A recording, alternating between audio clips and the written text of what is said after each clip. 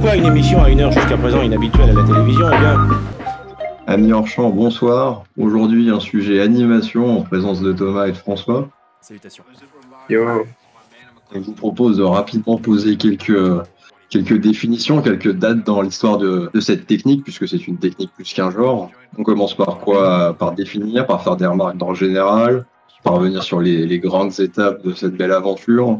Je pense que définir déjà pour commencer et ensuite peut-être un peu, comment dire, comme tu as dit en dernier, donner des grandes dates où peut être une bonne idée comme plan de commencement. Alors l'animation, c'est des définitions divergentes et diverses. Pour l'animateur canadien Norman McLaren, c'est un film qui est conçu image par image. Et sur Wikipédia, on trouve plutôt la définition de donner l'illusion d'un mouvement propre à quelque chose d'inanimé. Donc je sais pas, est-ce qu'il y a une de ces deux définitions qui vous parle plus, sachant qu'elles ont des implications sur les techniques qu'on retient, comme de l'animation. Bah déjà je trouve que les deux sont complémentaires dans le sens où tu disais que c'était de l'image par image et dans les faits via le fait de mettre des images par image ça va donner une animation que ça soit un dessin, que ça soit un objet et donc ça va animer au final ce qu'on va voir. Oui et non, parce que d'un point de vue technique. si tu prends la marionnette par exemple, c'est pas conçu image par image, mais tu donnes l'illusion d'un mouvement propre à quelque chose d'inanimé. Donc. Ouais ok c'est pas faux.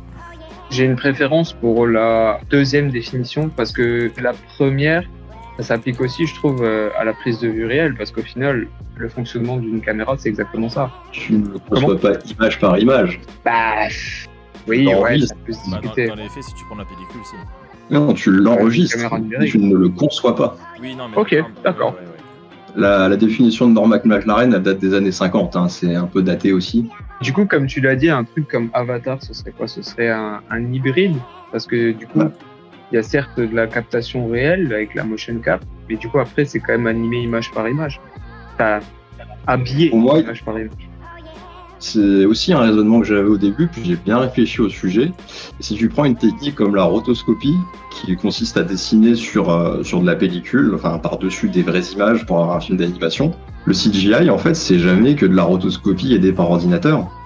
C'est un modèle, t'as un mec qui bouge, il a des petits points blancs sur lui, sur un fond vert, il fait des déplacements. L'ordinateur a un modèle qui l'anime en fonction des déplacements du mec. Mais au final, c'est de la rotoscopie, quoi. Oui, mais je trouve que pour tout ce qui est, par exemple, décor qui est carrément créé de ex nihilo, à partir de rien, là, ça se discute.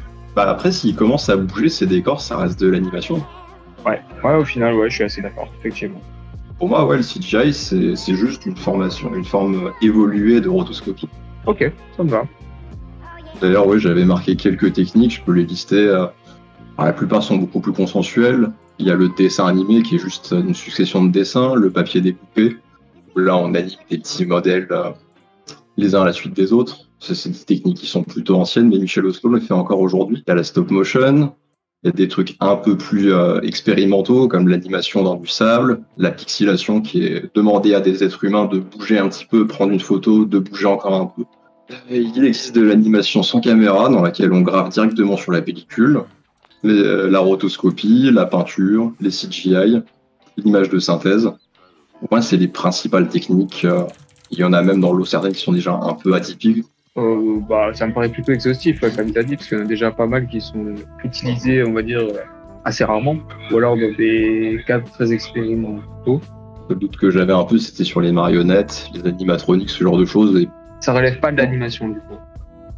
pour moi, ça relève de la performance live, puisque tu filmes un marionnettiste, et au final, ton marionnettiste, c'est un peu l'acteur, quoi. Et donc pour toi si Et pour le motion capture à ce moment là c'est quoi la différence? Le motion capture. Bah il y a aussi au final tu vois une performance qui est live. Quand l'acteur l'enregistre, c'est une performance, mais à partir du moment où tu rajoutes un modèle qui est une image de synthèse, qui est animée par un ordinateur pour coller au mouvement de ton personnage, ton ordinateur, ce qu'il fait, c'est qu'il prend 10 par 24 les mouvements de ton acteur et il dit à tel moment, je veux que mon modèle coïncide avec ce mec, puis il le colle. Mais vu que c'est, par exemple, tu vois, imaginons comme dans Avatar, tu vois, typiquement toutes les, les mouvements de faciès, etc., sont quand même dus à l'acteur. C'est pas spécifiquement l'ordinateur qui fait ça, tu vois. C'est pour ça que ça relève du jeu au moment de l'enregistrement, tout à fait. Mais donc au final, comment dire, la différence est hyper fine, c'est hyper délicat, tu vois, de vraiment juger ce que c'est. L'animation, c'est un sujet complexe. Hein. Si tu remontes aux origines ou sur des trucs pointus technologiquement, ça devient compliqué de faire la distinction. Alors la pixelation qui est demandé à un mec de bouger un peu et prendre une photo et le faire bouger un peu, ça reste une performance au final. Et pourtant, donc qu'est-ce qu'on fait? J'ai d'autres remarques d'ordre un peu plus général, j'ai l'histoire. C'est quoi par exemple tes remarques un peu plus générales? J'ai remarqué par exemple que l'animation ne se prêtait pas aussi bien à tous les genres. Il y a une surreprésentation de l'aventure, de la comédie musicale, du conte, du fantastique, de la comédie, de la science-fiction, des arts martiaux. Alors qu'il y a d'autres genres, par exemple l'horreur, le policier, le western, le film de gangster, très très peu traités par l'animation. Comment t'expliques ça? C'est qu'une théorie. J'ai pris un corpus de 400 films et j'ai étudié, c'est pas juste une théorie, mais pour moi, c'est une question de rapport au réel principalement. Quand on est dans un film d'aventure, on cherche le dépaysement, donc c'est important d'avoir des décors très impressionnants. Et quand on dessine, on a une marge de liberté qui est extraordinaire. Comédie musicale, Walt Disney y est pour beaucoup.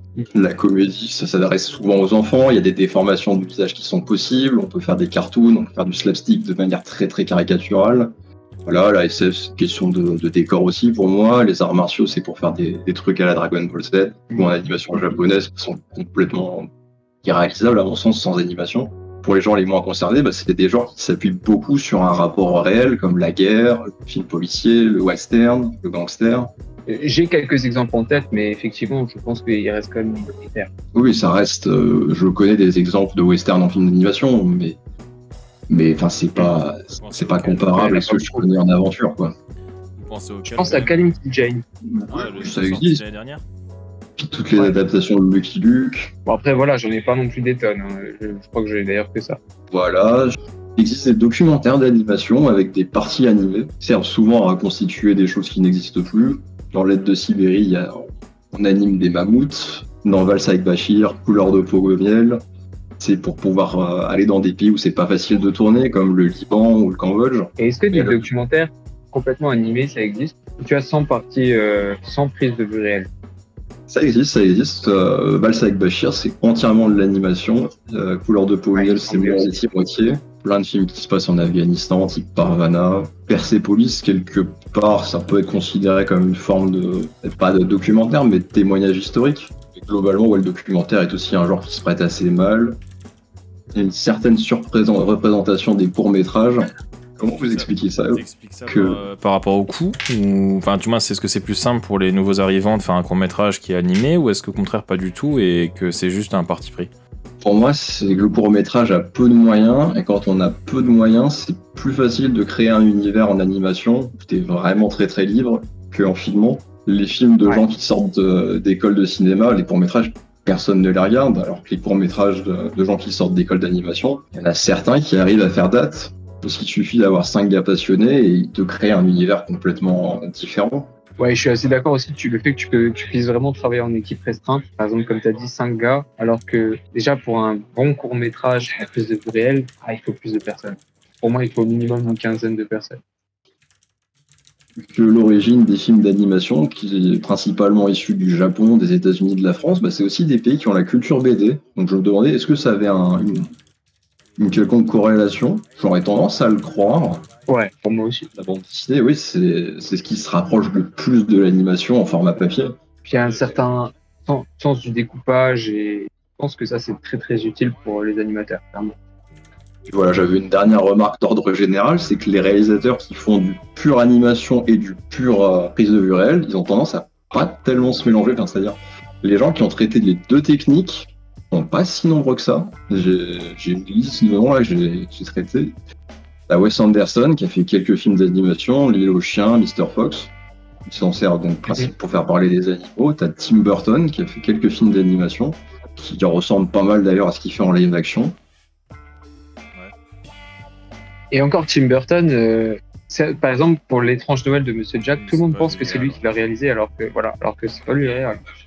Donc ça aussi, et il a aussi fait des films d'animation à lui, comme Les Noces funèbres, Frankenweenie. Son premier Frankenweenie, à la base, si je dis pas de bêtises, c'était, on le voit déjà. Enfin, je crois que le chien apparaît dans une histoire, dans une prise de vue réelle. Il avait voulu le réaliser tel quel, il me semble, si je dis peut-être des bêtises, hein. Mais il me semble qu'il voulait le réaliser en prise de vue réelle et en finale, il l'a fait en animation. Exactement ça, l'histoire, c'est qu'il en a fait deux versions. Une version court-métrage, à l'époque où il travaillait chez Disney, et il en a refait une version donc, qui était en live action, et il l'a refait en long-métrage en dessin animé. Enfin, en dessin animé. Je crois que c'est du stop-motion. Non, c'est pas c'est de la synthèse. Oui, je crois qu'aussi, c'était sorti il n'y a pas très très longtemps, hein, quelques années, mais c'était pas non plus si vieux que ça, quoi.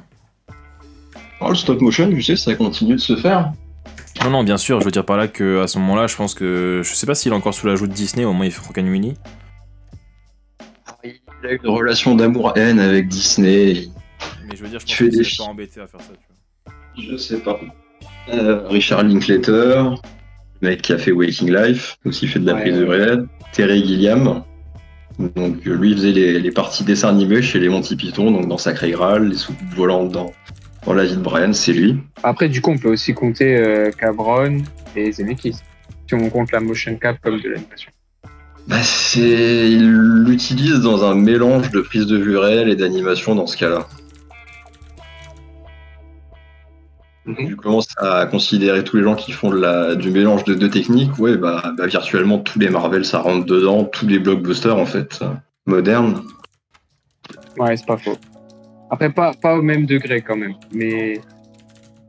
Oui, je suis d'accord que c'est des techniques qui cohabitent, mais des gens qui font purement l'un puis purement l'autre, c'est pas si courant. Et j'ai aussi Astier qui a fait des Astérix, Luc Besson et les Minimoys. Il y a aussi le gars de District 9, le sud-africain Neibu Camp. Là. Il a fait quoi en animation? Il a fait des courts-métrages en animation. Ok. Qui sont vraiment bien d'ailleurs. Je sais pas si on peut citer Fincher aussi, par exemple, qui a participé au Sex, Love, Death and Robot là. Ah oui, la série sur Netflix. Ouais, je conçois. Ouais, c'est vrai que j'ai pas beaucoup de séries dans mon corpus. Il y a aussi Romero qui a fait ça. Romero, il a fait de l'animation. Romero a fait un film d'animation, s'appelle El Super Bisto. Il y a sa femme qui joue la voix justement d'une des protagonistes. El Super Bisto, c'est Rob Zombie. Pardon, oui, Rob Zombie, autant pour moi. Zombie aussi, pardon. J'avais Romero en tête, je sais pas pourquoi j'avais Zombie en tête. Mais oui, non, c'est Zombie, pardon, qui a fait aussi un film d'animation. Il y a un peu plus d'exemples que je pensais, mais enfin, sur l'ensemble des réalisateurs d'histoire, c'est quand même pas si courant qu'on fasse la bascule de l'un vers l'autre. Non, par contre, ce qui serait intéressant de voir, tu vois, c'est est-ce que c'est plus des films, comment dire, j'aurais dit un peu comme un plaisir coupable dans le sens, tu vois, où c'est une volonté de le faire à un moment T dans leur filmographie, ou est-ce que c'est plus des films pour débuter?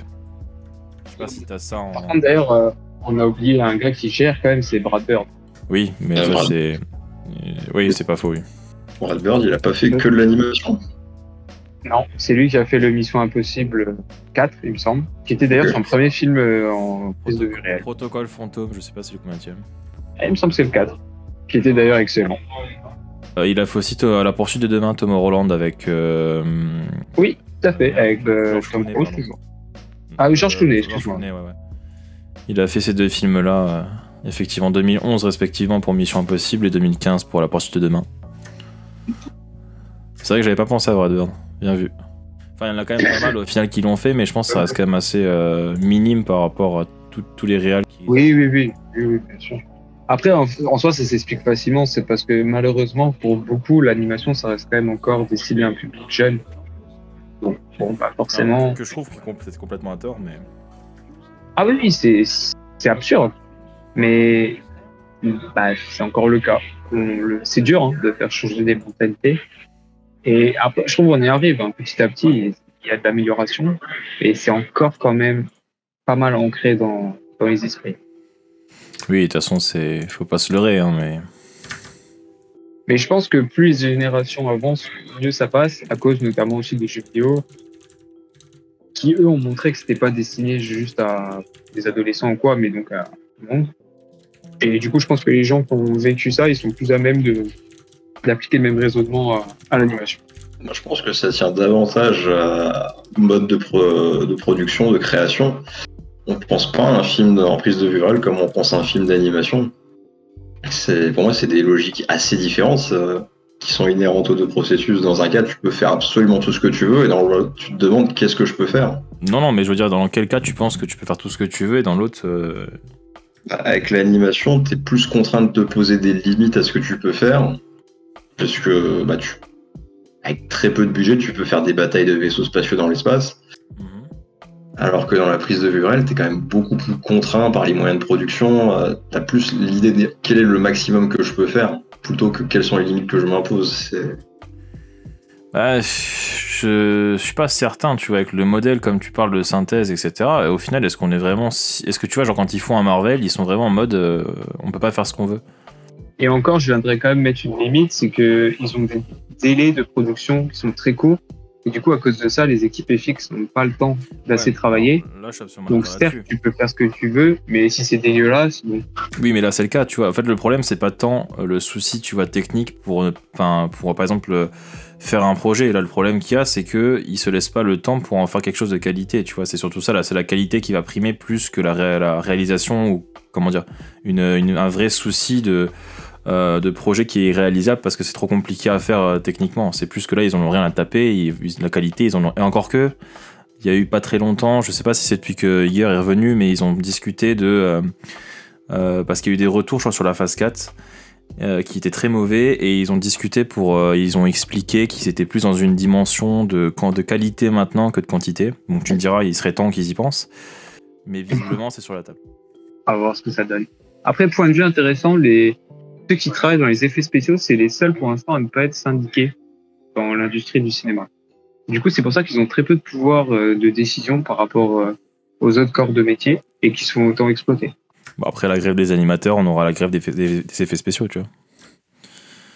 Bah, en vrai, quand t'es pas syndiqué, c'est dur. Mais s'ils y arrivent, pourquoi pas. T'as aucune pression. Hein. Enfin, tu peux te faire juste éjecter parce que t'es le problème, t'es le problème, que les autres osent pas parler. C'est ça. C'est étonnant qu'il soit depuis le temps que les effets spéciaux existent. Oui, je ne sais pas pourquoi c'est le cas, mais en tout cas, je sais que ça l'est. J'avais une dernière remarque, mais qui est plus une interrogation. Il y a quand même la notion de réalisme qui est très très importante dans la distinction entre la prise de vue réelle et l'animation. Il y a quelque chose qui me surprend par son existence. À mon sens, ça devrait rechercher une forme de réalisme, alors que là, ça passe par de l'animation, c'est le hentai. Ah, on vient à ce qui est intéressant. Vas-y, je t'écoute. C'était la question. Comment vous expliquez, vous, le succès relatif du hentai, sachant que, pour moi, la pornographie, ça a quand même un truc qui est très très ancré dans le réel. Ouais, mais après, tu vois, je pense que c'est quand même quelque chose qui est très particulier dans le principe que c'est des personnes, déjà aussi, je pense, qui consomment énormément d'animes, etc. Et je pense que tu as un affect aussi via les personnages que tu vois, que tu suis au quotidien, que tu suis tous les soirs en regardant ton épisode. Et il y a certaines personnes, je pense, sont attirées par ça. Et ce qui fait que le hentai est propice, tu vois, à leur plaisir, tu vois, leur sexuel. Mais en vrai, je pense que c'est pas tant l'animation le principe, c'est surtout voir leur personnage préféré, tu vois, féminin ou masculin ou autre, avoir des ébats amoureux, tu vois. Je pense que c'est plus ça qui est intéressant. Et demain, j'imagine qu'il y a des personnes qui feraient du cosplay en faisant ça. Je pense pas que ça sera un frein. Par contre, je pense que ça resterait moins suivi le cosplay que le hentai. Bah, c'est évident parce que dans les faits, le hentai il peut faire ce qu'il veut avec, tu vois, et c'est le vrai personnage que tu vois tous les jours dans ton épisode favori, tu vois. Alors, mais je veux dire par là que clairement, pour moi, c'est ça. Ouais. Demain, il y aurait une cosplayeuse, tu vois, qui le ferait. Il serait pas plus réfractaire, j'en suis quasiment certain, tu vois. Ou après, quand je dis cosplayeuse, mais il suffit. Après, hentai, c'est pas que des animes, mais c'est juste en majeure partie, je pense que les gens ont en tête. Mais ça pourrait être, je sais pas, genre une actrice demain qui, je sais pas, on prend ses traits dans un dessin animé ou tu sais qui fait que qui passe que dans un dessin animé. Et demain on retrouve ce même personnage de dessin animé dans un film porno, tu vois. Je pense pas que ça gênerait les mecs qui regardent ça, quoi. C'est surtout pour le personnage plus que pour autre chose.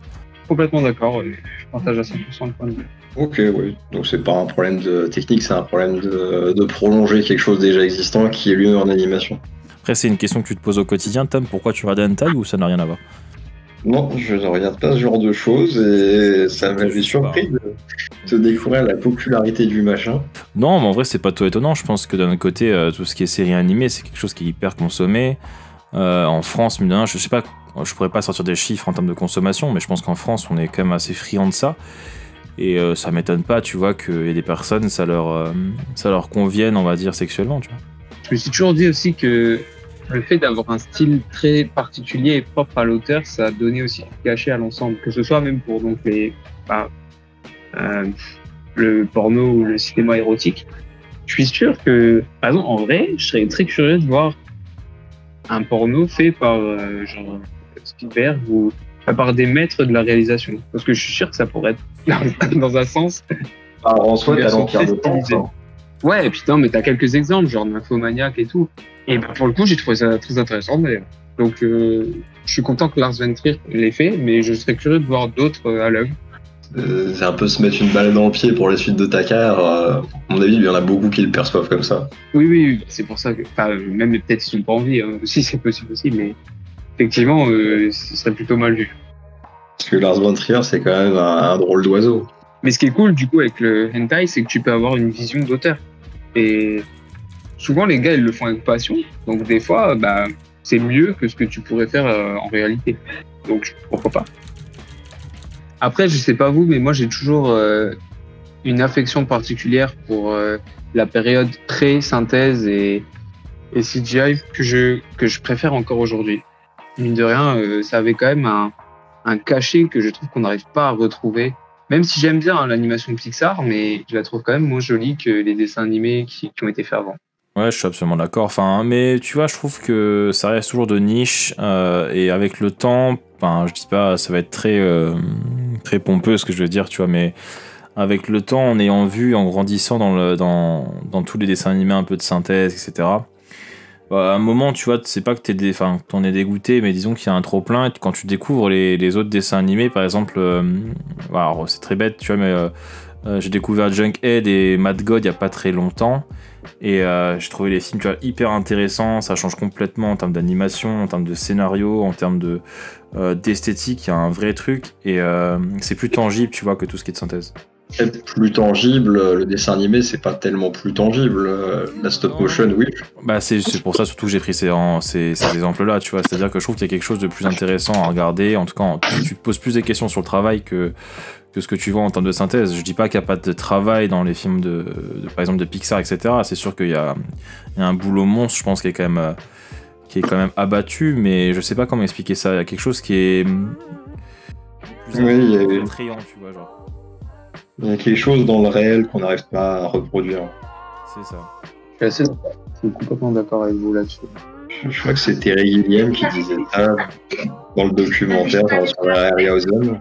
Dans le documentaire sur Harryhausen. Ah, ok, d'accord. Celui-là, je l'ai malheureusement pas vu. Par contre, je sais qu'il y a deux bons docus sur le cinéma d'animation. Il y a celui sur Phil Tippett, qui est, je crois, un des. Genre, c'est pas l'élève de Ray Harryhausen, tu vois, mais c'est un peu l'héritier. Qui a fait, donc, qui a animé le jeu d'échecs dans Star Wars, qui a animé dans Robocop, etc. Et qui a fait un bon docu. Il y a aussi le complexe de Frankenstein. Par contre, là, ça va vraiment très très loin. Il y a Del Toro, il y a pas mal de personnes qui viennent pour parler un peu de l'animation et des personnages hyper iconiques. C'est le même documentariste que Ray Harryhausen, c'est le même gars qui a fait les... C'est le gars de Mad Movies, alors. Possiblement, moi je sais juste qu'il a fait ces deux trucs. Je sais plus, je crois que c'est Antoine quelque chose, je sais plus le nom. Ça, je sais pas, les gars. Ouais, il fait des bons docus sur comment ça s'appelle, sur le monde de l'animation. Bah, c'est lui aussi en fait qui a fait sur Phil Tippett. Il s'appelle Alexandre Poncet. Et ouais, il a fait 3 bons docus, mine de rien, sur le cinéma d'animation. Après, bon, si ça c'est vraiment le cinéma d'animation, mais en mode comment dire, beaucoup du stop motion, etc. Après, il y a tout ce qui va être attrait à Mickey, ou en tout cas à Disney, pardon, et Pixar, Hardman. Enfin, je pense que dans toutes les grosses maisons d'animation, etc., il y a toujours des documentaires à trouver qui sont hyper intéressants. Oh bah c'est sûr, oui, c'est des trucs très secrets. C'est-à-dire Tu veux dire au niveau de chacun la petite technique secrète? Ouais, de voir comment marche, c'est quoi les derrière de Disney, de Hardman. Ah ouais, bon, C'est. Hardman, je trouve ça hyper passionnant, Disney aussi. Alors c'est sûr que maintenant tout le monde est en mode ouais, Disney c'est Marvel, caca, tu vois, mais en vrai c'est tellement plus profond que ça et tellement plus intéressant ce qu'on pense. Bah, après, il y a une histoire, ça c'est indéniable, ils sont pas arrivés là par hasard. Mais après, Malheureusement, bon, ce que je trouve, c'est tu vois, devenu, c'est. Ouais, c'est ça, mais le problème, je trouve que c'est quand même c'est très négligé l'histoire, tu vois, de Disney. Et bon, après, on va aller dans un débat qui est sans fin, tu vois, avec la culture de l'instant, etc. Mais on a complètement tendance à oublier ce qu'ils sont, ce qu'ils ont été et ce qu'ils ont amené. Et maintenant, on tape juste dessus gratuitement, quoi. Faut vivre avec Ouais, son c'est temps plutôt, aussi. c'est plutôt qu'on est triste de voir ce que c'est devenu. Je pense Ouais, que personne n'a oublié Blanche-Neige, mais c'est juste que bon, aujourd'hui Disney c'est devenu une major qui produit quand même beaucoup de projets poubelles. Absolument, non, mais c'est pas ce que je retire, mais je dis juste qu'on. Enfin, il y a quand même une tendance, je trouve, à taper sur le Disney aujourd'hui, à raison, mais pour autant, tu vois, sans mentionner ce qui a été fait en amont. Et je sais pas, je trouve que c'est un peu oublié. Peut-être que ça en est fait juste une impression personnelle, hein, c'est peut-être tout à fait ça. Mais j'ai l'impression qu'on oublie un peu tout ce qu'ils ont apporté, tu vois, au cinéma, et je trouve ça un peu dommage. La twittosphère. Oui, bon, Oui, ça aussi. Parce que c'est vrai que sinon, on entend ceux qui s'indignent, mais je suis sûr que la majorité des gens, ils ont rien contre Disney. Il suffit de regarder les entrées qu'ils font à chaque fois qu'ils sortent un film. Ouais, mais Par exemple. après ça dépend. Tu parles vraiment des dessins animés Disney? Oh bah Disney c'est quand même très rare qu'ils fassent des échecs commerciaux. Ah, là c'est discutable encore parce que quand tu vois toute la mise en place, enfin après encore une fois on digresse pardon, mais genre il y a le dernier Disney qui est sorti en termes de communication, ça a été un four, ce qui je pense que le film va être un four, et il y a aussi une politique actuellement chez Disney qui est assez délicate. Moi ils ont changé le directeur, mais Récemment ouais, d'ailleurs. Hein. exactement, ouais. Mais tu vois, je trouve, enfin, après il y a encore des discussions à avoir là-dessus. Je suis pas sûr que tout ce qu'ils fassent actuellement c'est que de la réussite, tu vois. Après, eux, ils fonctionnent par cycle aussi. Hein. Genre, ils ont des périodes où ça fonctionne très bien, d'autres où ils se plantent un peu plus, mais à chaque fois, ils arrivent un peu à renaître de l'ensemble. Les boîtes qui existent depuis les années 20, forcément la direction d'ailleurs, change. Maintenant qu'on en parle, je serais curieux de savoir pourquoi ils ont jamais, au final, fait de film d'animation sur l'univers de Donaldville. Et peut-être que c'est une question de droit, je sais pas exactement. Mais vu la richesse des histoires, d'ailleurs, même sur Mickey, je suis quand même surpris parce que ils ont un auteur maison qui s'appelle Gus Russen qui est c'est un monstre dans le domaine, même si moi j'aime pas trop. Et ils ont rien adapté, que ce soit au cinéma ou en série, et c'est quand même étrange. Ouais, ils ont fait quand même la bande à Picsou. Ouais, j'allais dire. Ouais, mais c'est le seul truc. Et pourquoi on n'a pas eu de film là-dessus, par exemple? Après, est-ce qu'ils ont pas aussi, tu vois, genre, comment dire, garder la continuité de ce qu'ils faisaient depuis le début, c'est-à-dire utiliser ces personnages un peu plus iconiques uniquement dans des séries, parce que des séries Disney, Mickey, il y en a pas mal qui sortent encore. Avec tous les personnages. Ouais, t'as encore pas mal de trucs. Quand tu vas sur du Disney Channel, t'as pas mal de séries Mickey qui sortent. C'est vrai que maintenant que tu le dis, ouais, les longs métrages Mickey, j'en connais pas. Et pour moi, tu vois, je pense que c'est des trucs qui sont, enfin, c'est des personnages et des histoires qui se composent uniquement en série, probablement chez Disney, tu vois, et ils essaient de créer, comment dire, des histoires un peu plus originales dans le sens où, par exemple, tu vois, Encanto, etc. C'est des trucs qui sortent. Il n'y a pas de film avant, tu vois, ils ont vraiment créé une nouvelle histoire. Et je pense qu'ils préfèrent, tu vois, assurer les séries avec... Il y a aussi un effet de ringardisation, quoi. Les gens qu'on entend aujourd'hui, est-ce qu'ils trouvent que Donald, Mickey et Dingo c'est cool? Je pense pas, honnêtement. S'ils lisent les histoires, ils trouvent ça cool. Tu vois, là, il y a Le Monde Merveilleux de Mickey qui est sorti en 2020, il y a Mickey Mouse, série d'animation en 2019, ça continue, tu vois, à exister, mais je pense que... aussi, je pense en tout cas que les personnages là, tu vois, ils sont encore plus ancrés dans le délire, tu vois, les dessins animés pour enfants. Okay. Et ils ont, je pense pas du tout. J'estime en tout cas, tu vois, que c'est vraiment axé pour un public très jeune. Alors à tort, hein, parce que comme t'expliques, il y a des histoires qui sont hyper intéressantes en BD, tu vois, sur les personnages où c'est, on va dire, quasiment méta des fois. Tu vois, il y a vraiment un fond. Mais je pense que c'est juste qu'eux, ils ont fait d'un point de vue stratégie market et stratégie tout court, tu vois, les séries là sont pour gosses et les autres films sont pour la famille, quoi. Non, pourquoi pas, je voulais poser la question, mais ok, ça peut se tenir. J'en suis pas certain, tu vois, c'est plus dans le principe que... par exemple, tu vois, genre, c'est des trucs, un truc qui est hyper connu, je pense que les gens connaissent quasiment tous, c'est Mickey Mouse, enfin la maison de Mickey, tu vois, c'est Mickey Mouse Clubhouse en anglais. Ça s'est passé pendant 10 ans, c'était 2006 à 2016. Et ça, typiquement, tu vois, c'était un peu un Dora l'exploratrice. Donc tout de suite, tu comprends un peu à qui il s'adresse avec le personnage-là. Et après, à part en film, comme on disait tout à l'heure avec Tom, la bande à Picsou, qui est quand même, je sais plus, Tom dira mieux que moi, mais je sais plus s'il a fonctionné ou non. Mais le film était quand même vachement sympa, tu vois. Je l'ai pas vu. Le trésor de la lampe magique. Ouais, avec l'apparition, comment il s'appelle, de...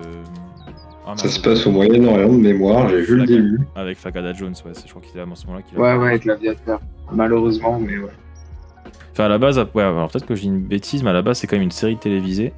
Une série d'animation, pardon, et ensuite, je pense, c'est devenu un film. Donc peut-être qu'en fait, ils ont pressenti un truc, ou... Bon, après, ouais, on va pas trop non plus tergiverser là-dessus, mais voilà. Non, mais t'as raison, mais après, encore une fois, je me trompe, mais ils ont fait aussi, il y a pas très longtemps, une série, La Bande à Picsou, si je dis pas de conneries, avec, bon, les animations, j'aime pas du tout. Par contre, est-ce que ça a fonctionné ou non, et est-ce que c'est pour adultes ou pas, tu vois, genre, est-ce que c'était possible de regarder en tant qu'adulte, j'en sais pas plus, mais c'est vrai que j'avais croisé à la télé il y a pas très longtemps. Ouais, ils ont relancé, au fait, aussi les histoires en bande dessinée. Ouais. Elles sont à chier, d'ailleurs. Donc, je pense que c'est pas pour les adultes. Après, c'est un vrai souci, hein, t'as raison. Il y a quelque chose quand même peut-être à faire, mais après, bon, je pense qu'ils y vont de manière très safe et ils se prennent pas la tête, quoi. Bon, bah, alors, je suis chaud à parler du sujet principal. Si vous avez préparé quelque chose? Ouais, j'ai préparé mon tome de poche qui a préparé le sujet, tu vois. Moi, j'ai réfléchi. J'ai pris quelques notes de mon côté. Ok. Bah, du coup, je vous fais la liste des possibilités, des cas de figure dans lesquels c'est envisageable de faire de l'animation. Après, des cas qui sont favorables pour avoir un projet qui marche. Et vous me dites ce que vous en pensez. Et puis vous complétez avec les trucs que vous avez. Vas-y, si on a des remarques. Donc, bah déjà, le premier point que j'ai à noter, c'est que l'animation est particulièrement populaire auprès des enfants, parce que ça a trait à l'imagination, que le trait est exagéré, donc ça simplifie la compréhension. Et donc, quand on veut faire un film qui s'adresse à toute la famille, l'animation, c'est un bon moyen de toucher les enfants. Ouais, ok, ça pour l'instant. Cette dernière phrase est très tendancieuse. Est-ce que tu pourrais la changer, s'il te plaît? Écoute, pour percer dans le podcast, il faut toucher des enfants, c'est comme ça. Ouh là là. Les derniers qui ont fait ça, ils font plus beaucoup de podcasts. RPZ l'ours. Et même, j'ai vu qu'il y avait aussi son shop, il a jamais fermé, mec. Mais après, d'un côté, les gars, c'est normal. S'il n'y a pas eu de procès et qu'il n'est pas en prison, je vois pas pourquoi il pourrait pas non plus continuer à vivre. Faut pas déconner. Non, en fait, non. Ce qui me dérange plus, c'est que surtout tous les animateurs de cinéma sont partis et ils continuaient à user de leur image. Tu vois, genre typiquement, il y a des t-shirts Sophie qui existent encore, t'as des t-shirts encore avec Simon, etc. Et ça, je trouve ça plus problématique, tu vois.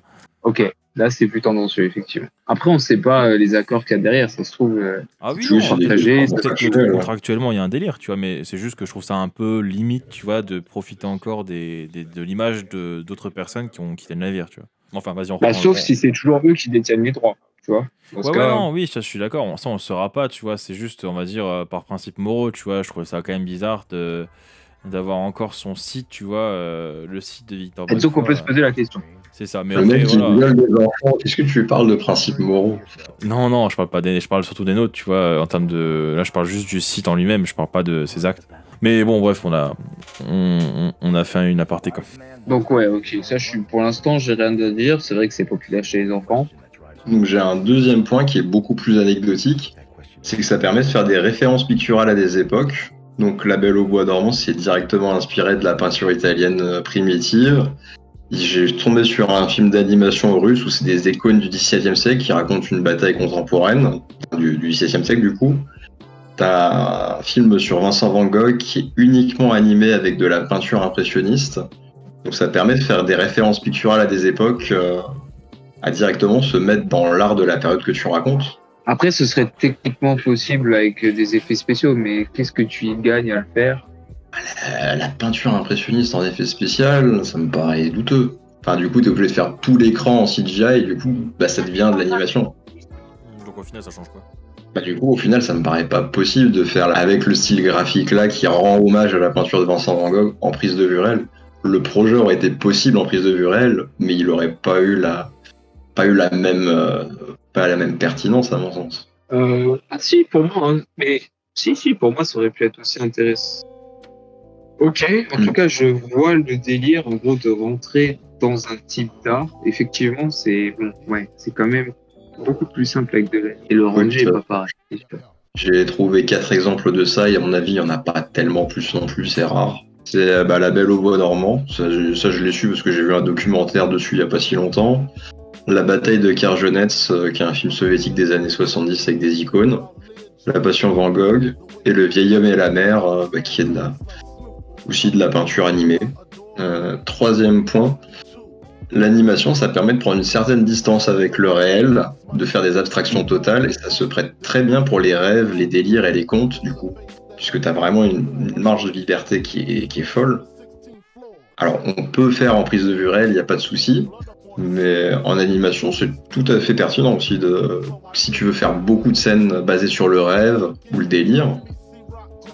Bah, disons qu'en plus, avec la coupure, je trouve que ça se comprend tout de suite. Par exemple, je pense à Bon, je pense à pas parler à grand monde, mais Je sais à quoi tu penses. François, j'en ai parlé une tonne de fois. C'est un film alors qui n'est même pas distribué, si je dis pas de bêtises, qui s'appelle Game of Death. Et si on veut, tout le film, donc ça se passe avec si vous voulez, c'est un jeu de société qui te met un timer. Et en gros, à la fin, donc il y a toute une scène qui se passe dans un hôpital psychiatrique. Et pour essayer justement, on va dire, je trouve ça hyper intéressant pour casser un peu cette monotonie du sang, de l'hémoglobine et des tueries en tout genre. Il passe par l'animation. Et il y a un côté hyper psychédélique, hyper intéressant, et le fait en fait de faire tout en animation, ça rajoute des possibilités, ça rajoute même des facilités au final, parce que je pense que c'est plus simple à réaliser en animation, de meurtres, etc. dans l'hôpital. Et on comprend tout de suite en fait que c'est limite un trip que les gars se prennent au moment où ils font les actions là. Et ça se matche vachement bien. Donc je pense que ouais, t'as pas tort dans le délire un peu de conte, etc. C'est qu'on comprend tout de suite, c'est moins subtil en fait que par exemple si tu fais un flashback pour comprendre que le mec rêve, etc. Ouais, cette espèce de moment où le réel se part en poussière. Ouais, c'est ça. Moi j'avais comme exemple Waking Life, qui est un film sur un mec qui a eu une expérience de mort imminente et tout devient tout bizarre pendant tout le film. Salvatore Dali, le seul film qu'il a fait tout seul, c'est un film d'animation. Ok, ça je ne savais pas. C'est une collaboration avec Disney. C'était censé devenir un morceau d'un futur projet de Fantasia. Ah oui, parce que dans la tête de Walt Disney, il fallait faire un Fantasia tous les 10-15 ans à peu près. Et donc il en avait parlé à Dali pour faire le prochain, et au final ça s'est un peu cassé la gueule. Il n'y avait que 2 Fantasia en 2000 et dans les années 40. Mais la seule fois où est-ce qu'il a vraiment fait un truc tout seul, c'était ça. C'était de l'animation. Tu connais le nom ou pas du tout? Oui, ça s'appelle... Ah, putain, je l'ai oublié. Je vais regarder sur Google. Destino, sans Google. Je l'ai sur moi. Ok, écoute, ça m'intéresse vachement. Je vais regarder ça. Ouais, j'avoue, ça peut être vraiment... Tu le trouves sur YouTube, ça dure 7-8 minutes, sur une musique mexicaine un peu... Enfin, c'est Salvador Dali, évidemment que c'est un peu bizarre. C'est sorti en 2003, en fait. Alors, c'est un peu compliqué. Il a été écrit dans les années 50, il a été entièrement fait du côté Dali, mais c'est du côté Disney qu'on n'a pas donné suite, puisque Fantasia, version 1950-1960, ne s'est jamais fait. Donc, ils l'ont gardé dans les tiroirs, et c'est des animateurs qui l'ont ressorti récemment. Mais... Je viens de dire un truc hyper intéressant, en fait c'est Walt Disney Animation France qui l'a fait, c'était le dernier court-métrage qu'ils ont réalisé, donc c'est fait en France. Ça je savais pas. Oh pour être absolument honnête, je savais même pas, tu vois, qu'on avait fait des films d'animation. Je suis un peu... Ah bah si, par contre ça je sais qu'on est hyper chaud, donc ça m'étonne pas. Ok. On passe au point suivant. Vas-y. Étant donné les possibilités infinies de l'animation, ça devient très très pratique dès qu'il est question de s'affranchir des lois de la physique, de créer un univers impossible, des visages étranges, tricher avec la lumière, le placement de caméra. Et un film par exemple comme Le Monde de Nemo qui se passe pratiquement intégralement sous l'eau et dans les abysses, ça en prise de vue réelle, c'est une galère pour le faire. Je pense que Le Monde de Nemo serait pas vraiment possible sans animation.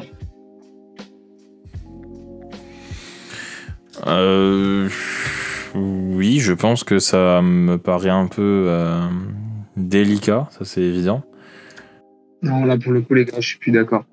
Ah ouais. En fait, je suis plus d'accord à partir de l'exemple du Roi Lion, une image de synthèse. Mais c'est de la synthèse. C'est de l'animation, Roi Lion, c'est juste c'est photoréaliste. Ouais, oui, bon, dans ce cas, ok, d'accord. Genre, faire tourner dans les abysses, ça c'est déjà fait, c'est James Cameron, mais Oui, non, mais ça, c'est une galère, je suis complètement d'accord avec vous. après j'ai mis d'autres exemples. Hein. Le sommet des dieux qui se passe au sommet d'une montagne, t'as des cadrages à flanc de falaise, très très compliqué à faire aussi. Si t'as une contrainte d'une vraie caméra à mettre à cet endroit-là, les bagarres de Dragon Ball Z où les mecs défient la physique, c'est pas de la bagarre avec du câble, c'est vraiment du mouvement fluide.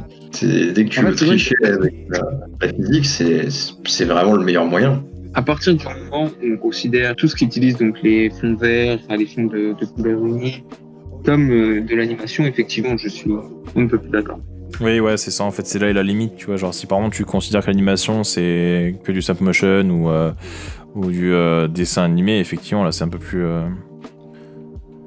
Enfin, comment dire, à ce moment-là, la synthèse, tu vois, si tu considères. Ouais, c'est simple, si à partir du moment où tu considères que la synthèse n'est pas l'animation, bah à ce moment-là, oui, tu peux te dire que tout est réalisable, tu vois, au final.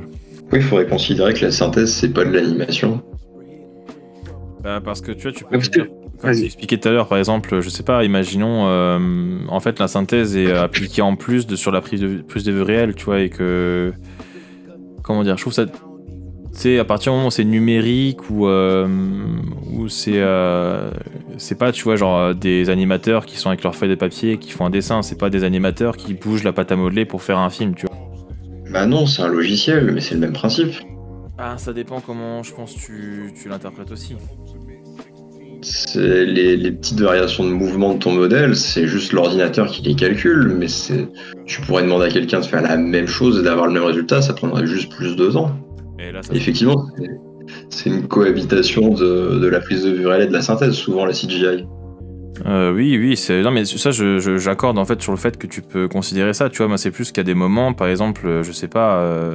Enfin, après, je pense que c'est absolument un biais cognitif, mais c'est dans le délire de. T'as pas le même temps de travail, ni c'est moins fastidieux. C'est vraiment cognitif. C'est vraiment un biais, tu vois, mais c'est vraiment moins fastidieux à faire de la synthèse qu'un travail manuel dans un sens, tu vois. Pas qu'on puisse dire que c'est pas le même travail juste parce qu'il est plus facile. Ah non, mais je suis absolument d'accord. Mais c'est juste, tu vois, je pense que c'est. Moi, tu vois, c'est dans un sens, peut-être pour ça aussi que je me dis que des fois la synthèse n'est pas forcément dans le milieu de l'animation, quoi. Parce que c'est après, est-ce qu'on pourrait quand même pas faire une distinction précise du fait que quand tu appliques un modèle sur de la motion capture, tu n'es qu'un exécutant et du coup tu ne décides en rien du mouvement, vu qu'il a déjà été fait. C'est pas faux non plus. Bah, en vrai, le vrai problème, c'est que maintenant, avec tous les films, tu vois, qui utilisent justement de la SFX ou des images de synthèse, à ce moment-là, tout est film d'animation. Mais après, c'est un reproche que tu peux faire à Blanche-Neige aussi, qu'il y a des scènes qui sont rotoscopées, où on a filmé des gens et on a redessiné par-dessus. Les mouvements sont calqués sur un acteur, il n'y a pas tellement de variations pour les animateurs, ils se contentent de copier quelque chose qui existe déjà. C'est le même principe. Oui. Okay. Bah, c'est vrai que franchement, la rotoscopie, plus j'y pense, plus je trouve aussi quand même que mine de rien, c'est un peu un modèle hybride et suivant les définitions et un peu ton opinion, tu peux ou non le classer comme de l'animation.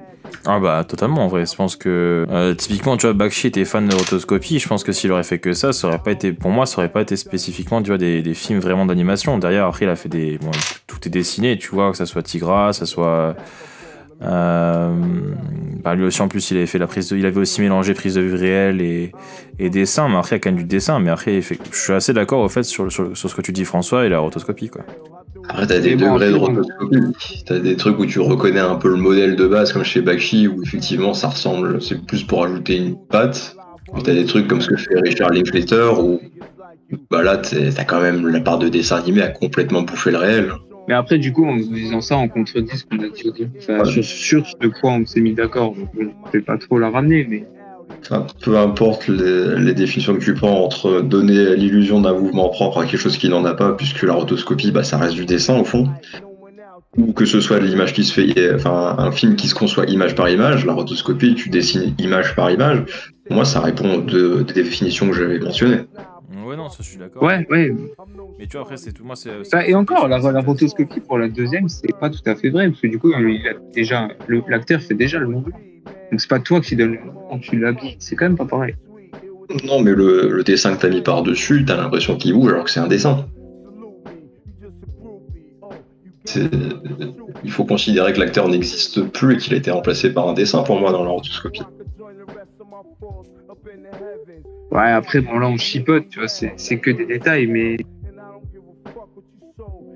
Après, là où je rejoins Thomas, c'est que du coup, ça perd un peu de son sens parce qu'un film comme Endgames ou Infinity Wars, bah, pour moi, c'est pas des films d'animation. Mais pourtant, au niveau de la technique, c'est vrai qu'on se rapproche plus de l'animation, du coup, comme on le définit, que comme la prise de vue réelle. Des films qui sont en technique mixte, en fait, avec une dominante prise de vue réelle. Ouais. Limite, ça se discute en vrai maintenant. Même, comme on disait, ça se discute. Marvel, mais limite, ça se discute parce qu'il y a tellement de fonds verts. C'est pas un film d'animation, mais pourtant, il y a clairement des parties animées dans Mary Poppins. Oui, il y a des parties animées. Maintenant, tu regardes, comme je cite le dernier Spider-Man, la seule chose qui n'est pas animée, c'est Tom Holland. Mais encore son costume l'est, tu vois, parce que quand il porte le costume, absolument tout est animé, tu vois. C'est que du fond vert. Donc là, on est vraiment pile dans le film d'animation, on se rapproche de la rotoscopie, tu vois, avec le fait d'habiller l'acteur, etc. Donc là, on est quasiment purement dans l'animation, quoi. D'ailleurs, Avatar, c'est un peu ça aussi. C'est pour ça, tu vois, que dire que les SFX... Alors, en fait, je comprends, tu vois, qu'il y a une... Enfin, c'est quand même des animateurs, c'est là que je pense que la limite, enfin, la frontière est hyper proche. Mince. Ouais, mince, pardon. En gros, c'est que c'est aussi des animateurs, et ça, je le conçois complètement. Le problème, c'est que, tu vois, genre... C'est très... j'allais dire c'est très méchant, tu vois, mais genre c'est très mauvais ce que je veux dire, mais je trouve que c'est beaucoup moins noble que ce qui était fait, tu sais, genre avant des années de Disney, que ce que fait Hardman, etc., tu vois. Une autre vision, mais si tu regardes Pixar, c'est pas des animateurs qui font bouger les trucs, c'est des grosses render farms, c'est des ordinateurs aussi qui calculent des mouvements procéduraux avec des règles. Je dis pas, tu vois, que... Enfin, comment expliquer ça ? Je dis pas que c'est pas de l'animation, je dis juste que ça reste quand même moins noble dans un sens. Ah, oui, après, oui, c'est... Et moi, tu vois, c'est un peu ce côté noble, tu vois, d'Hardman, que quand je mate un de ces films... Alors, pas les films qu'ils ont fait en synthèse, parce que Souris City, etc., c'est pas ce que je préfère. Mais dès que c'est des films, tu vois, qui sont... Par exemple, je pense à Pirates, Bon, Rien Mauvais en Tout, bien évidemment, Les Wallace et Gromit, etc., je trouve qu'il y a une vraie noblesse dans leur travail, et c'est ce qui fait, tu vois, que je trouve que c'est de l'animation qui est de qualité. Je suis entièrement d'accord. Oui, que je préfère voir un bon vieux dessin à la main que de l'animation ou des CGI. Voilà, mais parce que d'un autre côté aussi, je pense que le CGI a pris tellement une place importante dans tout le cinéma en général, et que comme tu expliques, c'est hybride, ce qui fait qu'au final, t'es juste... Enfin, c'est pas que t'es perdu, mais c'est difficile, c'est délicat, tu vois, à le mettre dans la case de l'animation, quoi. Même si le travail en lui-même porte là-dessus. Hein. Tu peux juste considérer qu'il y a des parties qui relèvent de l'animation et que ça concerne pas tout le film. Oui, non, ça, je contredis pas la chose. Et encore que, tu vois, comme je disais, maintenant les Marvel, enfin en tout cas même les films, tu vois, qui sont faits principalement de la maison de Disney, tu vois, c'est limite discutable, mais je comprends hein, ton point de vue, ça y a pas de souci, tu vois, c'est juste encore une fois, c'est peut-être... je pense que c'est ma définition perso qui est, tu vois, que j'aime... Enfin, pour moi, l'animation, tu vois, c'est quand il y a une personne qui essaye de manière noble, tu vois, de faire quelque chose manuellement. Par exemple, tu vois, comme on citait Phil Tippett qui a fait Mad God en mode solo pendant des années. Tu vois, ça, je trouve, c'est un film d'animation qui a le mérite d'être appelé film d'animation. Mais après, là, encore une fois, c'est absolument subjectif, quoi. Après, il y a peut-être une autre nuance qui fait sens et qu'on peut citer, c'est le fait que les FX et les CGI, souvent, c'est dans le but de reproduire la réalité. Et que, contrairement, donc, je trouve, à l'animation pure, et donc pas à ces techniques hybrides, on a moins tendance à partir dans un univers complètement fantaisiste ou qui ne pourrait pas exister dans le monde réel. Ouais, toujours le cas. Alors, le petit Nicolas, ça reste quand même très ancré dans le réel. Je peux trouver d'autres exemples de films d'animation. Voilà, c'est Gromit au final, c'est typiquement le... Voilà, c'est Gromit, c'est pas tant dans le réel que ça. Oui, non mais quand il va sur la lune, effectivement, tu vois, mais par exemple, tu regardes, je sais pas, il y a toujours un peu un attrait fantastique, mais dans les faits, tu vois, tout le décor, c'est les films de Satoshi Kon, oui. Ils sont très dans le réel. Je suis pas tout à fait d'accord. Quand je dis le réel, c'est vraiment comme le perçoit l'œil humain. Alors que par exemple, le petit Nicolas, on voit pas du tout la vie comme ça. Ah, tu veux dire photoréaliste ? Exactement. C'est pas comme s'il te fait un truc. Vas-y.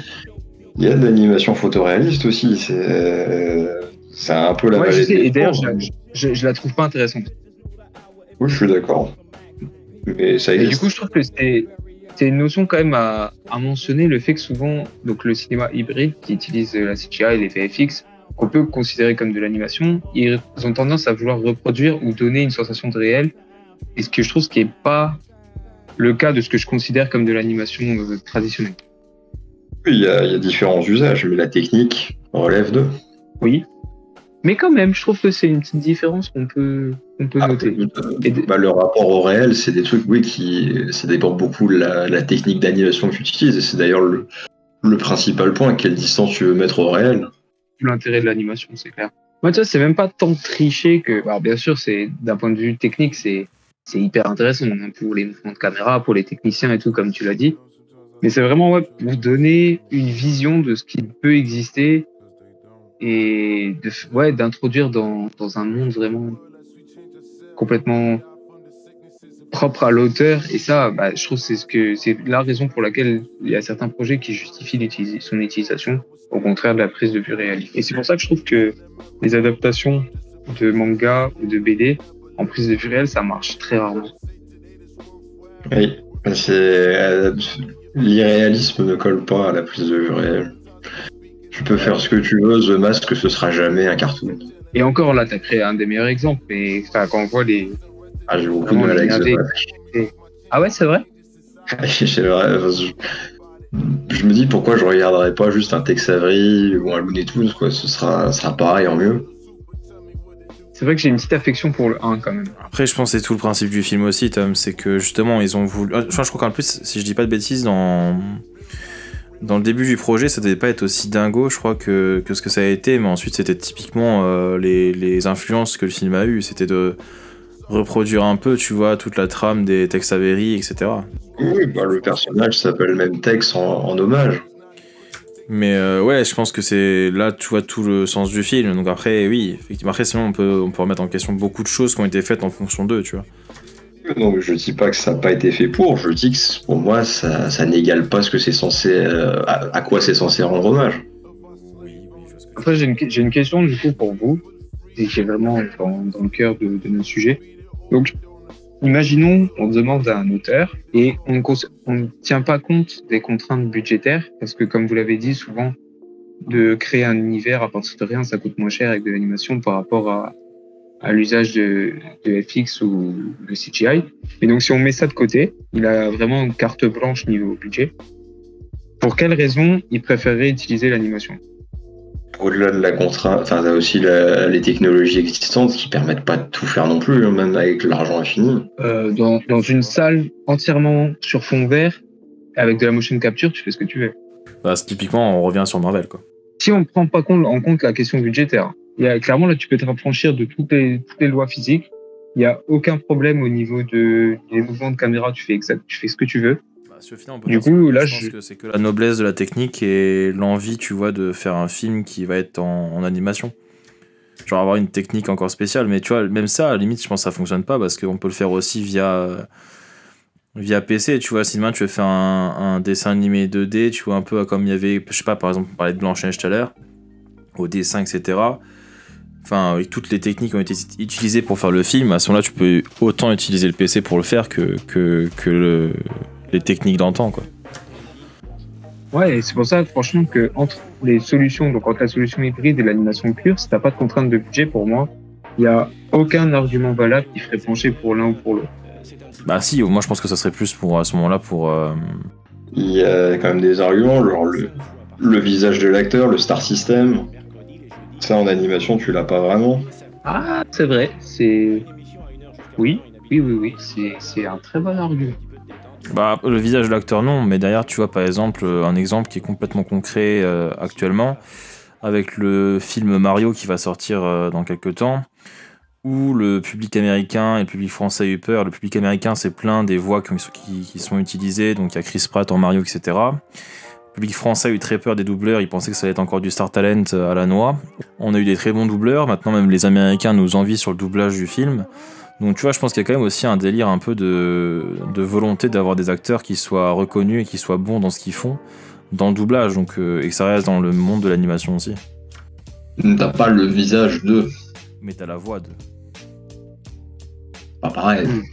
Ah, ça fait Pas quand même pareil, beaucoup, c'est hein, vrai. je trouve que ça fait quand même beaucoup, tu vois. Par contre, si on compare toujours cinéma hybride et animation, en soi, tu peux avoir en motion cap un acteur très connu, mais si tu lui mets une couche d'effets spéciaux par-dessus, tu peux ne pas reconnaître son visage. Donc ça dépend.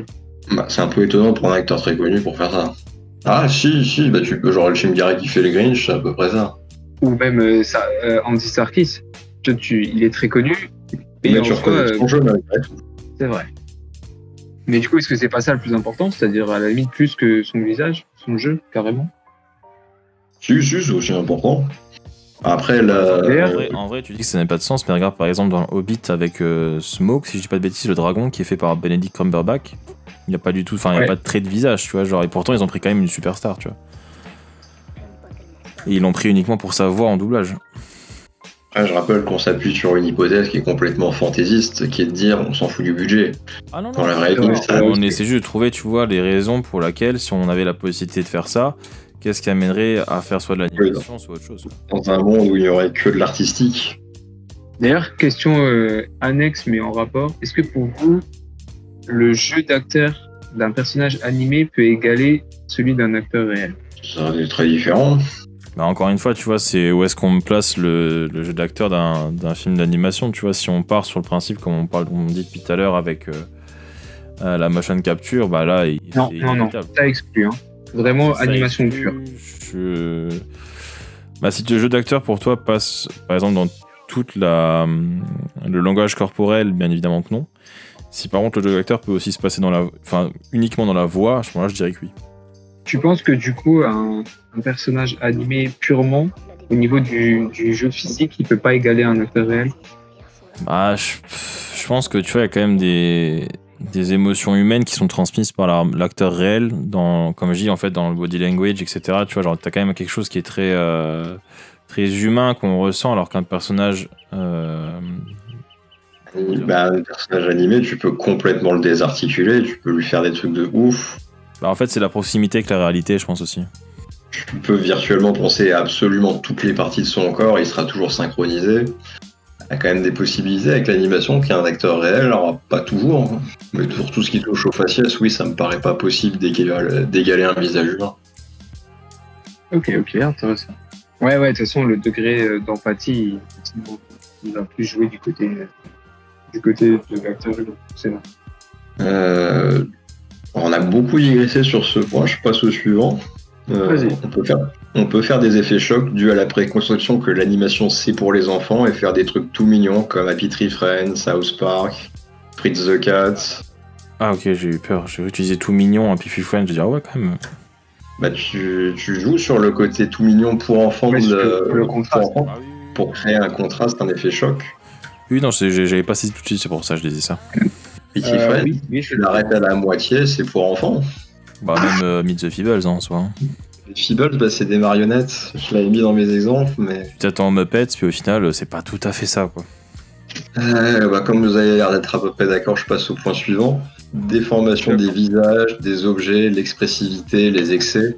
Le film d'animation se prête très très bien au cartoon. Oui, bah, c'est comme au final ce que disait, je sais plus si toi ou François qui disait qu'on pouvait complètement désarticuler totalement le personnage. Ça va dans la continuité de ça, quoi. mais On ça, peut faire du slapstick parfaitement. Techniquement, ce que tu as abouti avec du CGI. Du CGI, oui, mais enfin, faire un mec avec une bosse qui pousse sur la tête après qu'il a pris un coup de marteau, ça c'était vraiment typiquement un truc d'animation. Oui, mais je trouve ça moins pertinent. Pourquoi ce serait moins pertinent Pourquoi le cartoon slapstick serait pas une forme pertinente d'utilisation de l'animation? J'ai pas dit que c'était pas pertinent, mais j'ai dit qu'aujourd'hui on était. Ouais, mais après, on considère ça comme de l'hybride. C'est toujours ça le souci. Et autant le truc du contraste, il marche mieux pour moi. Ah, j'ai pas dit que Ouais, tous mes points valaient. Hein. Tu joues sur l'attente du spectateur et effectivement, ça c'est fort. J'ai un point, ça permet de très facilement anthropomorphiser des objets et des animaux. Ouais. Bah, pour le coup, même avec des CGI et de la photoréalisme, je trouve qu'on n'arrive pas à égaler. Genre le Roi Lion version photoréelle, version ancienne. Bon, c'est deux formes d'animation, il y en a un qui tend plus vers le CGI et l'autre vers l'animation classique. Mais... T'as cité un monsieur qui va te contredire, il s'appelle Quentin Dupieux, il a fait Rubber. Alors, il est pas très anthropomorphisé, son pneu, il exprime pas grand-chose. Ah non, complètement, mais il y a quand même tout un délire, tu vois, qu'avec un objet qui est un peu plus Oui, humanisé, tu vois, genre. tu peux, mais enfin, c'est pas le chandelier dans Non, mais bien Dans la évidemment, veine. tu vois. Après, pareil, tu peux penser aussi à Duel de Spielberg avec le camion, tu vois, qui te donne des vrais, enfin, une vraie peur, tu vois, etc. Mais évidemment que c'est pas anthropomorphique, ça, je suis d'accord avec toi. le chat aussi dans Sabrina et la petite sorcière. Apprenti sorcière, tu parles de la série? Ouais, t'as une version live avec un chat qu'on fait parler. Mais je trouve quand même ça n'atteint pas la moitié de ce qu'on fait en animation en termes de vie du machin. Oui, je vois ce que tu veux dire, ouais. Qu'est-ce que j'ai d'autre comme point? Ça permet une grande épuration, comme dans Le Petit Nicolas, Le Conte de la Princesse Cadouilla, les pubs Red Bull. On peut vraiment faire un personnage dans un univers qui est complètement vide. Alors, il existe des techniques de prise de vue réelle, mais ça devient très compliqué de faire un long métrage avec. Il faut vraiment que tu mettes ton personnage sur un fond blanc tout le long, sur un fond noir. Encore que, tiens, maintenant j'ai d'y penser, avec l'écran LED là qu'ils utilisent en forme de demi-cercle pour la série du Mandalorian, là c'est beaucoup plus simple. Ça reste assez balbutiant en termes de technologie. Je suis d'accord que c'est pas mon point le plus important. Je sais pas, il y a quelque chose que j'aime bien dans ces films où les objets sont à peine tangibles. Tu sens que c'est des concepts qui ont été faits rapidement. Ça donne un côté très conceptuel et du coup très universel.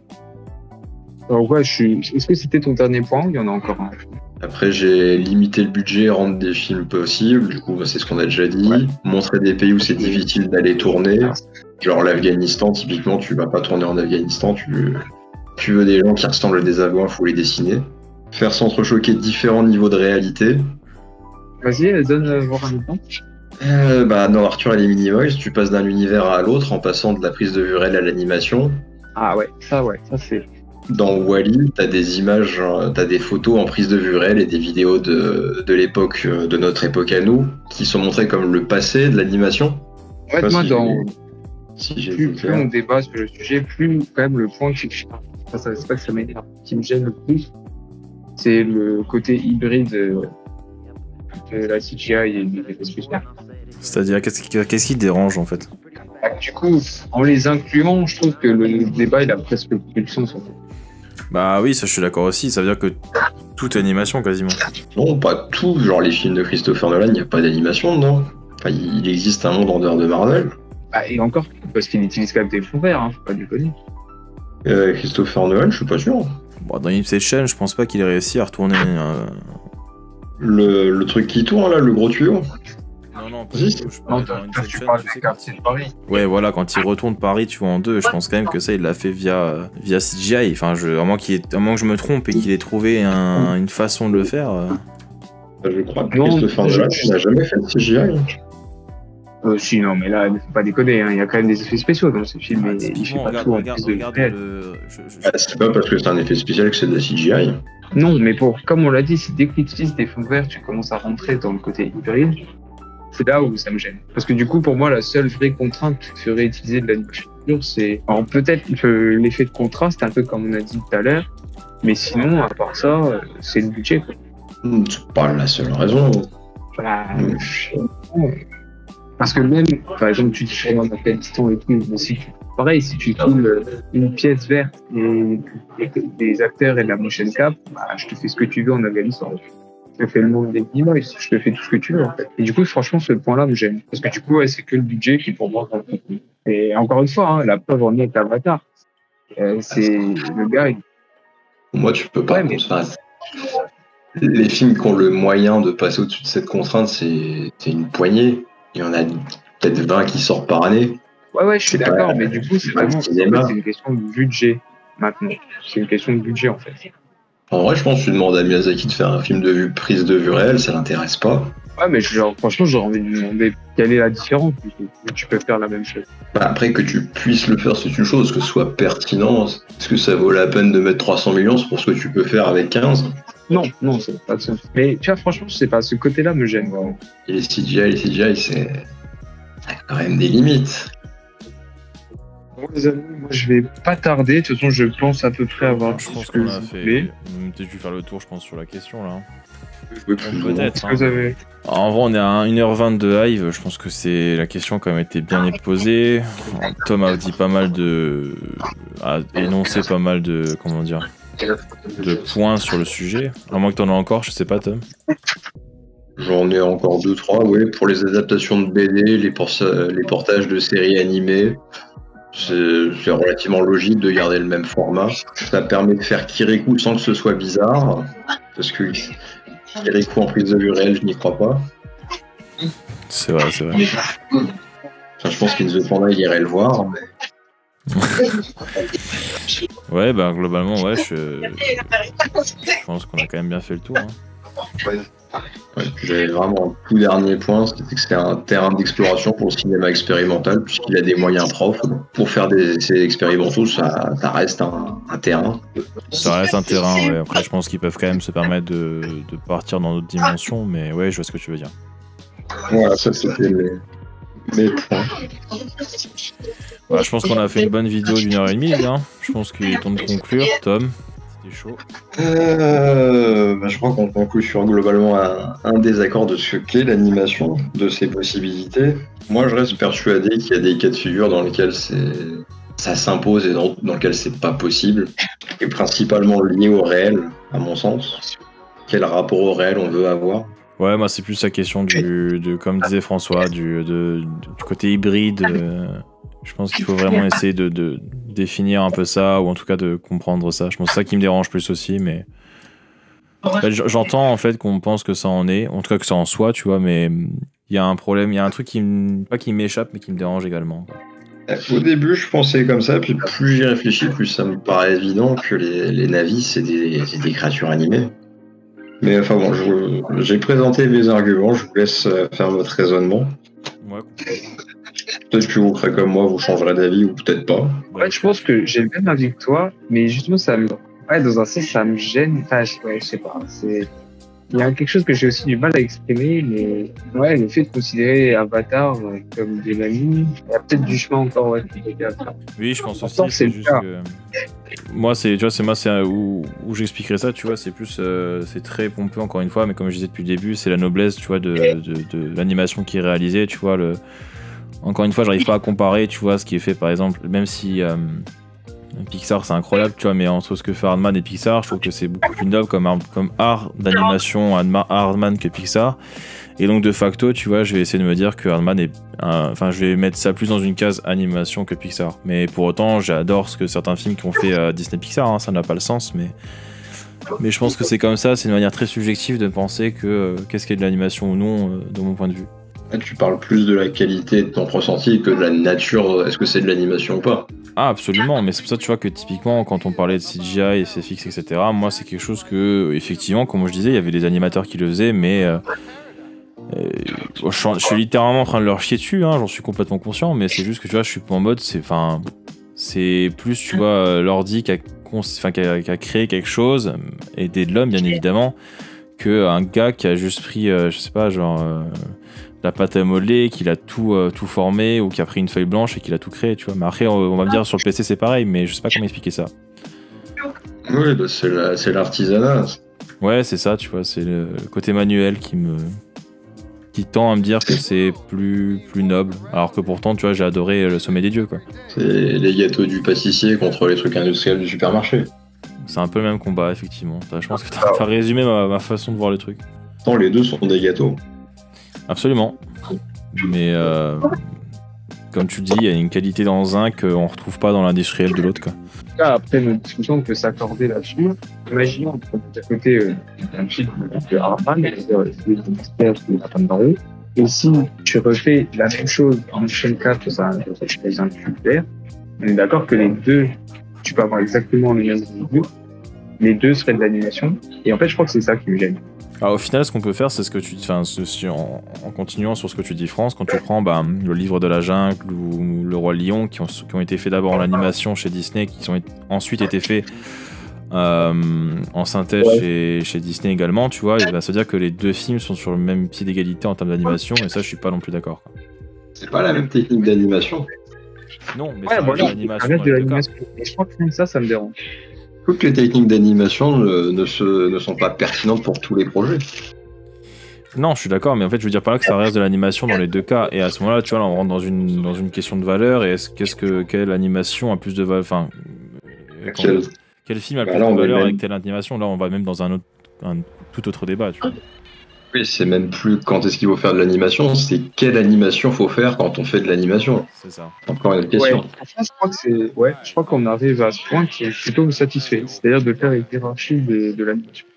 Et effectivement, que dans certains cas, tel type d'animation se prête mieux que l'autre ou a un résultat plus impactant. Et là, ça me satisfait. On arrive à quelque chose qui me satisfait. Mais bah, écoute, on a réussi à satisfaire François. Je pense que c'était le point. J'aimerais bien que vous ayez des arguments un peu plus fournis pour me dire que pourquoi la CGI ça compte pas. Que juste me dire il y a quelque chose qui me gratte dans le dos qui me va pas. Bah, Non, on ne dit pas qu'elle c'est compte juste pas. que moi, On pour dit moi, qu'on l'apprécie moins. Voilà, c'est ça, parce que c'est fait à tout va, on en a partout, et à ce moment-là, ben, à partir du moment où tu utilises juste des effets spéciaux, la CGI, etc., qui va pousser, tu vois, comme tu dis, un style hybride d'animation, bah, je sais pas comment expliquer ça, à ce moment-là, ça va boire et à manger, quoi. Oui, bah, je suis d'accord que l'animation a pris beaucoup plus d'importance et est sortie de son cadre traditionnel. En fait, je suis content quand même qu'on soit arrivé à cette idée de hiérarchisation de l'animation parce que sinon, je trouvais que le débat, en fait, il était un peu répondu lui-même. C'est-à-dire que oui, bien évidemment, tu avais des cas où tu pouvais pas faire de la prise de vue réelle uniquement, c'est-à-dire en excluant la possibilité de faire via de la CGI. Et là, du coup, oui, bah, tu vois, ça ne méritait même pas une émission. C'est vrai qu'en CGI, je pense pas que ça soit bien en vrai. Ça perdrait beaucoup de charme. Ouais, bah, c'est pour ça que je suis content qu'on soit arrivé à cette idée d'hiérarchisation. Et du coup, même dans c'est les- vraiment bien. Je pense qu'indépendamment du budget, je serais qu'on pourrait le faire avec de la CGI, mais ça aurait pas le même cachet. Ouais, bah, c'est pour ça. Je suis tout à fait d'accord. Parce que oui, c'est l'animation que j'aime bien. En fait. Ouais, ma foi, je pense qu'on peut clôturer. Si Tom, tu veux t'occuper du message final, no problemo. Vu on est reparti dans le débat. Et je peux conclure. Ne regardez plus les vidéos d'In the Panda. Oui, c'est une bonne conclusion, je crois. C'est sûr, non plus, si. Ah bah je pense qu'on n'est pas prêt de le revoir, non. Après, ouais, ne regardez peut-être pas, c'est déjà existant. Bon, encore que moi, j'ai rien compris. Non, moi j'aime pas trop quand on viole des enfants quand même. Ouais, attendez le procès quand Ouais, même. c'est les ce gars. que j'allais dire. On va laisser quand même la justice faire son travail. Donc bah conclusion. Moi je me sens moins à l'aise pour animer les séances, je pense que je le ferai plus. Ok. C'est une conclusion comme une autre. Bah écoute, alors à ce moment, si tu veux, je peux le faire. Donc, comme tu as dit précédemment, Tom, je pense qu'on termine un peu pas sur une impasse, mais on n'est pas tout à fait d'accord sur tout ce qu'on a énoncé. Je pense qu'on a aussi ouvert des possibilités pour d'autres débats toujours dans l'animation. Et je pense que l'émission se termine bien en tout cas sur ce point-là. On pourra reprendre plus tard sur d'autres points. Donc je vous dis à la prochaine les gars, puis ciao.